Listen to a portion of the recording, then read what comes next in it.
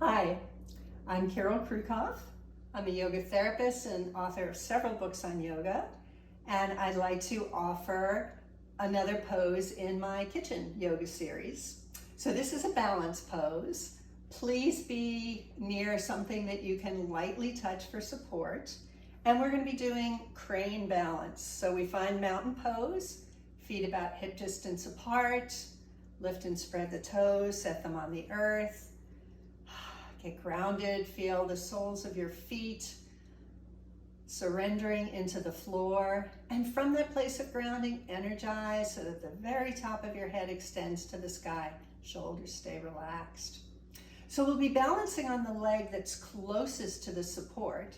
So as you're ready, please pick up the heel of the other foot. And make sure that you don't slump into that hip. So have a sense of lifting through that hip, gentle hug in the low belly. And this may be your crane pose. Maybe you can take your hands off the countertop. That may be enough for you today.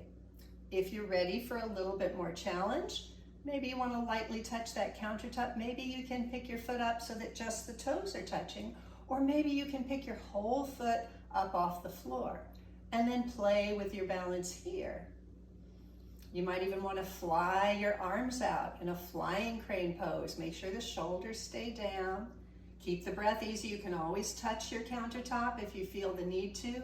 Find something to gaze at eye level. That's called your drishti. That will help you with your balance. One more breath here. And then as you're ready, make your way back to mountain pose. Shake it out. And of course, we'll do the other side. So we'll turn, and the leg that's closest to the support is your balancing leg. Find your mountain pose, feet on the ground, head in the sky, light touch on the support. We'll pick up the heel of the opposite leg.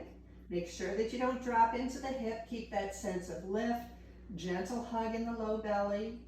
See how your balance is on this side.